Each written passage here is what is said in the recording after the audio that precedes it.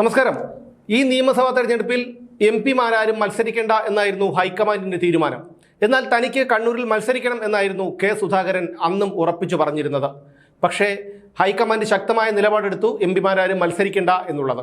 സുധാകരൻ ഡൽഹിയിൽ പോയി ഹൈക്കമാൻഡുമായി ചർച്ച നടത്തി. ആ ചർച്ച പരാജയപ്പെട്ടു. അദ്ദേഹം തിരികെ നാട്ടിലേക്ക് എത്തി. അതിനുശേഷം കഴിഞ്ഞ 2 ദിവസങ്ങളായി ഡൽഹിയിൽ രമേശ് ചെന്നിത്തല ഉൾപ്പെടെയുള്ള മുതിർന്ന നേതാക്കളുമായി ഹൈക്കമാൻഡും ഒക്കെ ചർച്ച നടത്തുകയാണ്. സുധാകരനും അവിടെയുണ്ട്.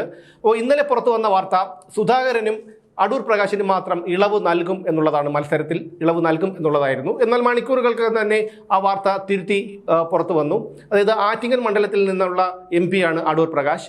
ഇപ്പോഴത്തെ സാഹചര്യത്തിൽ അടൂർ പ്രകാശ് നിയമസഭയിലേക്ക് മത്സരിച്ചാൽ ആറ്റിങ്ങലിൽ ഉപതെരഞ്ഞെടുപ്പ് വേണ്ടിവരും.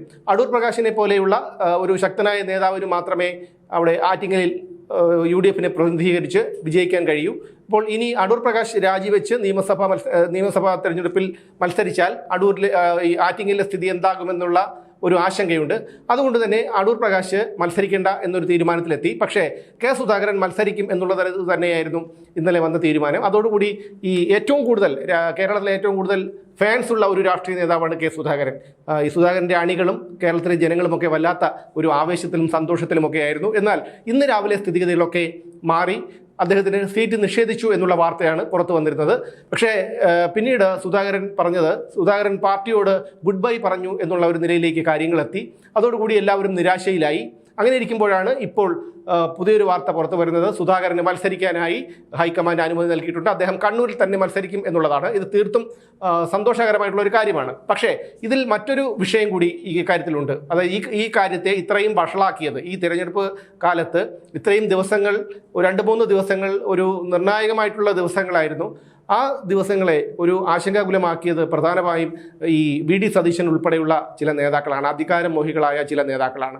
സുധാകരന് മാത്രം ഇളവ് നൽകണമെന്ന് രമേശ് ചെന്നിത്തല ഉൾപ്പെടെയുള്ള മുതിർന്ന നേതാക്കൾ നിലപാടെടുത്തു. അദ്ദേഹത്തിന് ഒരു ഇളവ് നൽകണം. കാരണം കണ്ണൂരിൽ ചെങ്കൊടിക്ക് മീതെ എന്നല്ല, ചെങ്കൊടിക്കൊപ്പം പോലും മറ്റൊരു രാഷ്ട്രീയ പാർട്ടിയുടെയും കൊടി പറക്കാത്തൊരു സമയത്താണ് സുധാകരൻ അവിടെ നെഞ്ചുറച്ച് നിന്ന് അവിടെ പാർട്ടിയെ വളർത്തിക്കൊണ്ടുവന്നത്. ആ സുധാകരനെ ഈ ജീവിത സായാഹ്നത്തിൽ അദ്ദേഹത്തിനെ മത്സരിപ്പിക്കാതെ ഒഴിവാക്കുന്നതിൽ തീർത്തും കടുത്ത അതൃപ്തിയും ആശങ്കയും ഒക്കെ അണികൾക്കും ജനങ്ങൾക്കും ഒക്കെ ഉണ്ടായിരുന്നു. അതുകൊണ്ട് തന്നെയാണ് ഈ കാര്യങ്ങളൊക്കെ തിരിച്ചറിഞ്ഞത് കൊണ്ട് തന്നെയാണ് രമേശ് ചെന്നിത്തലയും KC വേണുഗോപാലും ഉൾപ്പെടെയുള്ള നേതാക്കൾ സുധാകരന് മാത്രം ഇളവ് നൽകി അദ്ദേഹത്തെ മത്സരിപ്പിക്കണം എന്ന് ഹൈക്കമാൻഡിനോട് ആവശ്യപ്പെട്ടത്. എന്നാൽ ഇതിനെ ശക്തമായി എതിർത്ത ഒരാളുണ്ട്. അതായത് VD സതീശൻ, പ്രതിപക്ഷ നേതാവായ VD സതീശനാണ്. അദ്ദേഹം കഴിഞ്ഞ കുറച്ചു കാലങ്ങളായി മുഖ്യമന്ത്രി കുപ്പായമൊക്കെ തുന്നി മുഖ്യമന്ത്രി കസേരയിൽ ഇരിക്കാൻ വേണ്ടി റെഡിയായിരിക്കുന്ന ഒരു വ്യക്തിയാണ്. അദ്ദേഹവും സണ്ണി ജോസഫുമാണ് ഇത് എതിർത്തത്. അതായത് സുധാകരനെ സ്ഥാനാർത്ഥിയാക്കാൻ പാടില്ല എന്നുള്ള തരത്തിലേക്ക് അവരാണ് എതിർത്തത്.